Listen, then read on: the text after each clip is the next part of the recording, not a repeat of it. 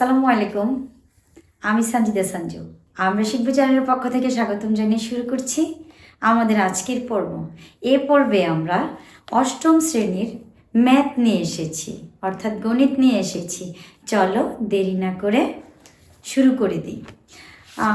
আমাদের আগের বই থেকে কিন্তু এটা একটুখানি চেঞ্জ হয়েছে, যদিও রিডিংটা চেঞ্জ হয় নাই, কিন্তু অনুশীলনের যে ম্যাথগুলো একটু বাড়িয়ে দিয়েছে। আচ্ছা, যাই হোক, তোমরা এই অধ্যায়ের রিডিংটা তোমরা পড়ে নিও। যদি সময় পাই এর মধ্যে আমিও দেওয়ার চেষ্টা করব, বাট আজকে আমি তোমাদের জন্য অনুশীলনী 1 থেকে শুরু করব। ঠিক আছে, যেহেতু স্কুলে অলরেডি অনুশীলনী 1 করানো শুরু করে দিয়েছে, সো এটা মনে হয় তোমাদের বেটার একটা সময়, এই সময় না দিলে হবে না। ঠিক আছে, তো চলো আমরা শুরু করে দিই। আশা করি তোমাদের সবার কাছে বই আছে, আমি কিন্তু প্রশ্ন তুলবো না। তোমরা আমার এই বইটা তোমরা সবার আছে, আশা করি তোমরা বইটা নিয়ে নাও। ঠিক আছে, আমি বই থেকে প্রশ্ন করব এবং উত্তরটা আমি নিজে করে দেব। ওকে, তাহলে দেখো, অনুশীলনী 1 দিয়ে আমরা শুরু করছি।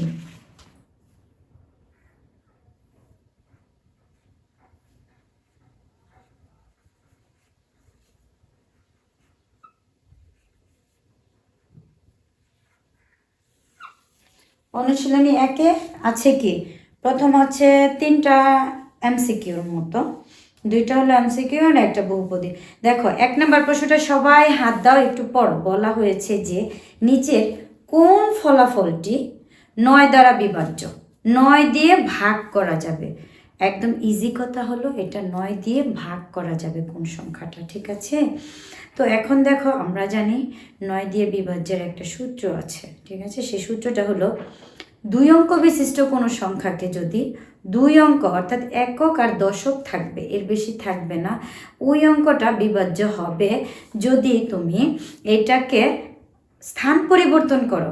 অর্থাৎ স্থান বিনিময় করলে এককটাকে দশক ধরবে আর দশকটাকে একক ধরবে। ওকে, ধরে ওই সংখ্যাটা যে নতুন যে সংখ্যাটা গঠিত হবে, ওইটা যদি 9 দিয়ে তুমি ভাগ করতে পারো, তাহলে তোমার যে গঠিত সংখ্যাটা সেটাও 9 দিয়ে গঠিত করতে পারবা, তো মানে বিভাজ্য করতে পারবা। এখন দেখো, এখানে আমাদের ক নংয়ের যে উত্তরটা মানে প্রশ্নটা দেওয়া আছে 52 + 25। তো 52 + 25-এ কত আসতেছে আমরা একটু দেখি। 52 + 25 আসছে 77। এটাকে আমরা যদি স্থান বিনিময় করি, দেখো এটা তো 2 অঙ্কের, তাই না? তো 77কে যদি আমরা কটা নিয়ে যদি বিশ্লেষণ করি, এই যে দেখো, আমাদের যে ক নংয়ের যে এটা প্রশ্নটা, এটা যদি আমরা বিশ্লেষণ করি অর্থাৎ যদি যোগ করি, তাহলে আসতেছে এত 77। এটাকে যদি তুমি স্থান বিনিময় করো তাহলে তো এটা 77ই থাকতেছে। এটা কিন্তু 9-এর নামতে বিভাজ্য করা যায় না। আর দেখো, এর মধ্যে 3টা সংখ্যা, তো এটা তো আমার সূত্রের মধ্যেই পড়ে না। আমি বলছি 2 অঙ্ক বিশিষ্ট কোনো সংখ্যা হতে হবে। আর দেখো, গ নাম্বার যেটা, এটাও 3টা একক দশক শতক আছে, তার মানে এইটাও পড়ে না। তাহলে ঘ নাম্বারটা যেটা আনসার হবে সেটা দেখাচ্ছি। হ্যাঁ,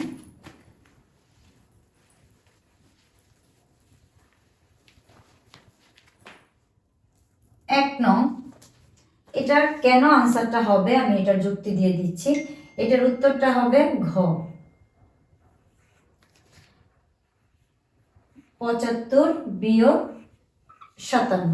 বিকজ একটু রিজনটা দেখো, এটাকে যদি তুমি 75 থেকে যদি 57 বিয়োগ করো, তাহলে তুমি পাবা 18। ওকে, এখন এটাকে যদি তুমি স্থান বিনিময় করো, এটা তো একক, এটা তো দশক, তো এককের জায়গায় দিবা এই যে 1 আর দশকের জায়গায় দিবা এই যে 8। তাহলে এটা একক আর এটা হলো দশক, থাকে কত 81 হয়েছে। এটা তো আমরা 9 দিয়ে ভাগ করতেই পারি না, অবশ্যই করতে পারি, 9 নং 81। ওকে, তার মানে সূত্র অনুসারে এটার আনসারটা হচ্ছে গ নাম্বার। তাহলে আমরা কি শিখলাম, যে এখানে 2 অঙ্ক বিশিষ্ট কোনো সংখ্যা যদি হয়, সেটা স্থান বিনিময় করলে যদি 9 দ্বারা বিভাজ্য হয়, তাহলে সেই সংখ্যাটা 9 দিয়ে বিভাজ্য হবে। ঠিক আছে, তার মানে এটা 9 দ্বারা বিভাজ্য হয়েছে। তাহলে এখন খ নাম্বার প্রশ্নটা পড়ো, 2 নাম্বারটা পড়ো। ক সংখ্যক স্বাভাবিক, ক সংখ্যক ক্রমিক স্বাভাবিক বিজোড় সংখ্যার যোগফল। ক তোমাকে তো কোনো মানে লিমিট দিয়ে দেয়নি যে 5টা বিজোড় সংখ্যা, 2টা বিজোড় সংখ্যা, 3টা বিজোড় সংখ্যা বা 4টা বিজোড় সংখ্যা, এমন কিছু বলেছে? বলে নেই। ক সংখ্যক মানে আনলিমিটেড। তো যা মনে হয় তারা তাই বলতে পারে। তুমি কি করবা? যত সংখ্যক বলবে তার উপর স্কোয়ার দিবা, অর্থাৎ ওইটাকে তুমি 2 দিয়ে গুণ করবা। ওকে, তুমি দেখো কেন আমি আগে আগে আনসারটার কথা বলি। 2 নংয়ের আনসারটা হবে তোমার ক স্কোয়ার, অর্থাৎ এটা হবে গ নাম্বারটা। এই গ নাম্বার আনসার হবে ক স্কোয়ার। কিভাবে হলো সেটা একটু দেখো। তোমাকে বলছে ক সংখ্যক, তাহলে ক সংখ্যক বললে এই জন্য আমি ক স্কোয়ার দিয়েছি। যদি আমাকে 3টা বিজোড় সংখ্যার বলতো, আমি এখানে 3 দিতাম, দিয়ে স্কোয়ার দিতাম। বিকজ কেন দেখো, একটুখানি দেখো আমাদের বিজোড় সংখ্যাগুলো কি, 1 3 5, 3টা নিলাম, তুমি 4টা নাও 5টা নাও, এটা তোমার বিষয়। বাট 1 3 এ হলো 5, এই 3টার যোগফল কত? বন্ধুরা দেখো এই 3টার যোগফল কিন্তু 9 আসছে। তো 9টা বানাতে গেলে তোমার কি করে, 1 2 3, এই 3টা সংখ্যার উপর যদি স্কোয়ার মারি তাহলেই তো 9 হয়ে যাচ্ছে। সো আমরা এখান থেকে কি শিখলাম? আমাকে যদি বলে 4, এখানে যদি এখানে ক সংখ্যক বলছে, তোমাকে যদি বলে 4টি ক্রমিক স্বাভাবিক বিজোড় সংখ্যার যোগফল কত, তুমি কি বলবা? 4 স্কোয়ার অর্থাৎ 16। যদি 5টি ক্রমিক বিজোড় সংখ্যার যোগফল বলে, তুমি কি করবা? 5টি বলে 5 5 25। ওকে, তাহলে এইভাবে আমরা খ নংয়ের আনসার করে ফেললাম। এবার গ নাম্বারটা দেখো তো, অর্থাৎ 2 নং শেষ। এখন আমরা 3 নংয়ের আনসার করতেছি। 3 নং কি বলছে একটু দেখি। 3 নং বলেছে প্রথম 3টি বিজোড় স্বাভাবিক সংখ্যার যোগফল একটি। এটা তো তোমার ই সংখ্যা, পূর্ণবর্গ সংখ্যা কিনা তোমাকে যে 1 নাম্বার বলছে এটা পূর্ণবর্গ সংখ্যা, 2 নাম্বার বলছে বিজোড় সংখ্যা, 3 নাম্বার বলছে মৌলিক সংখ্যা। আচ্ছা, এখন তুমি প্রশ্নটা কি আরেকবার পড়ো। প্রথম 3টি বিজোড় সংখ্যার যোগফল।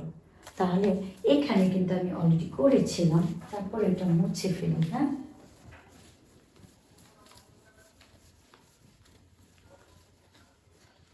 দেখো 1 3 কত 5, এগুলোকে তুমি যদি যোগ করো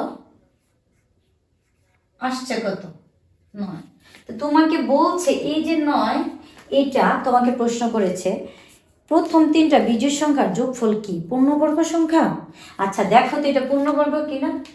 তোমরা যদি এই ধরনের প্রশ্ন আসে, প্রথম 10টা, প্রথম 20টা, প্রথম 14টা, যেটাই আসে, এটাকে রোট করবা, ক্যালকুলেটর দিয়ে রোটের মধ্যে ক্লিক করবা, ক্যালকুলেটরে গিয়ে রোটে ক্লিক করে ওই সংখ্যা বসাবা। যদি তোমার একটা বীজ বের হয়, অর্থাৎ বর্গমূল যদি একটা বের হয়, এখানে কোনো পয়েন্ট না আসে, দেন তুমি ভাববা হ্যাঁ এটা পূর্ণবর্গ সংখ্যা।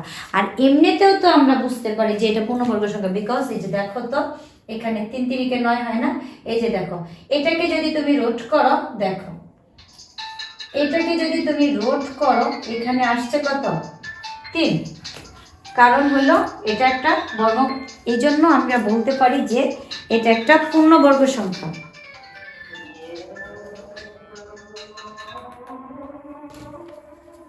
এটা একটা পূর্ণবর্গ সংখ্যা। ওয়েল, আচ্ছা গেল এটা, তাহলে বুঝে গেছি যে আমাদের 1 নাম্বারটা ওকে।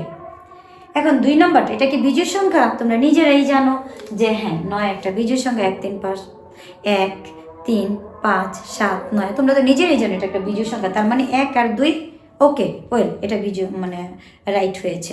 এটা কি মৌলিক সংখ্যা?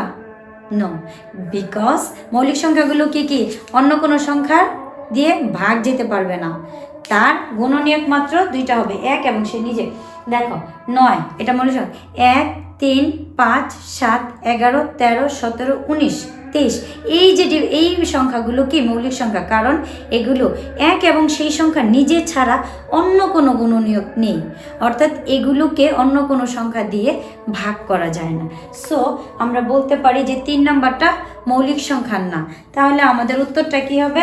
1 আর 2, ওইটা কোথায় আছে? ক নঙে। তার মানে ক নঙে 1 ও 2। ঠিক আছে বন্ধুরা, দেখো হয়ে গেছে আমার 3 নং পর্যন্ত। এখন আমরা যদি 4 নংটা একটু খেয়াল করো, তালিকার পাশাপাশি 2টি পদের পার্থক্য বের করো এবং পরবর্তী 2টা সংখ্যা নির্ণয় করো। এটা একটা তালিকা দেওয়া আছে, দেখো 7, 12, 17, 22, 27। এর পার্থক্য বের করতে বলছে। বন্ধুরা, পার্থক্য মানে কি? বিয়োগ। পার্থক্য কথার অর্থ বিয়োগ করা। তাহলে আমরা দ্বিতীয় সংখ্যা থেকে প্রথমটা বিয়োগ করব। তো এইভাবে পার্থক্য বের করব, তারপর বিয়োগফল যা হবে একদম শেষ সংখ্যার সাথে সেটা যোগ করব, তাহলেই তো আমরা পরবর্তী সংখ্যা পেয়ে যাচ্ছি। তো দেখো ওই অনুসারে যদি আমরা অঙ্কটা করি, 4 নম্বরটা শুরু করে দিচ্ছি। 4 নং, দেখো আমি শুধু আনসার করব, তোমরা নিজেরা দেখে নে। এখন হচ্ছে তালিকার পাশাপাশি 2টি পদের পার্থক্য। তাহলে আমি এভাবে লিখে নিব, তালিকার আগে তালিকাটা উঠাও, তালিকাটা 7, 12, 17, 12। 7, আগে প্যাটার্নটা উঠাই নাও, 7, 12, 17, 22, 27। 22 আর হলো 27। এটা হলো আমার তালিকা। ওকে, তো এই তালিকার পাশাপাশি 2টা পদের পার্থক্য নির্ণয় করতে বলছে। তাহলে তোমরা লিখে নিবা, পাশাপাশি 2টি পদের পার্থক্য লিখে নিবা। ওকে, 2টা পদের পার্থক্য তোমরা লিখে, সুতরাং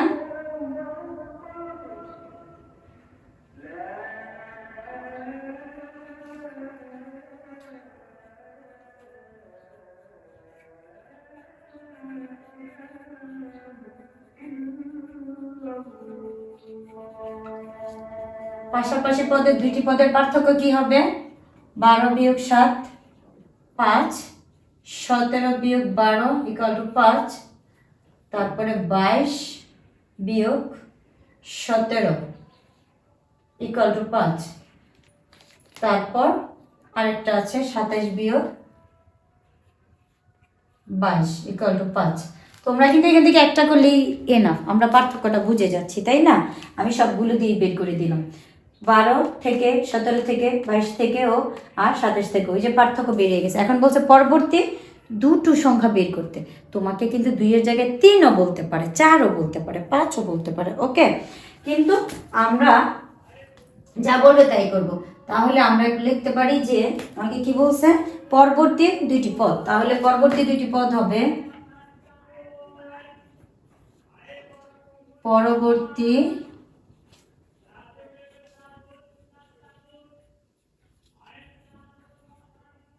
2টি পদ কি হবে বন্ধুরা? দেখো এখানে 27 যোগ কত? 5, পার্থক্য যোগ করবা।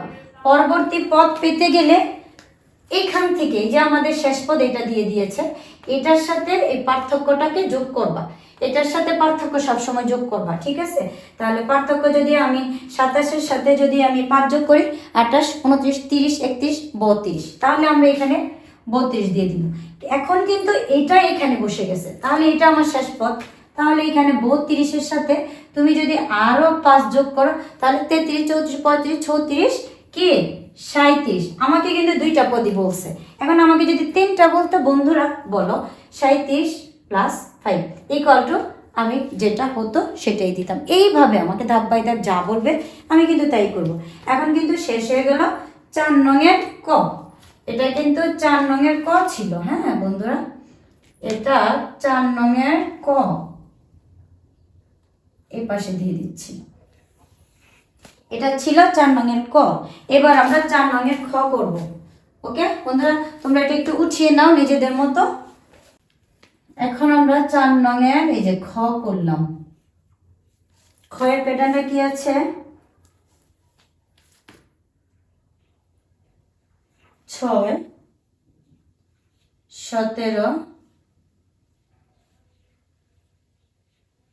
28, 39, 50 ... আর সেম, এটার কিন্তু প্রশ্ন কিন্তু একই, পাশাপাশি 2টা পদের পার্থক্য। প্রথম যেভাবে লিখেছি সেইভাবেই তোমরা লিখে নিবা যে পাশাপাশি 2টি পদের পার্থক্য। আমি এখন লিখলাম না, কারণ প্রথমটা তো তোমাদেরকে আমি বলে দিয়েছি। এখন কি করবা, ওইভাবে পাশাপাশি 2টি পদের পার্থক্য আমরা লিখেছি। লিখার পরে এই যে 17 বিয়োগ 6 = কত নামছে বলো তো? 11। এদের পার্থক্য কত আসছে? 11। এবার 28 বিয়োগ 17 কত আসছে 11। তাহলে আমরা বুঝে গেছি যে এখানকার পাশাপাশি দুইটা পদের পার্থক্য কত 11 আসছে। তো আমি কি বলেছিলাম 50-এর সাথে এই 11, সুতরাং পরবর্তী দুটি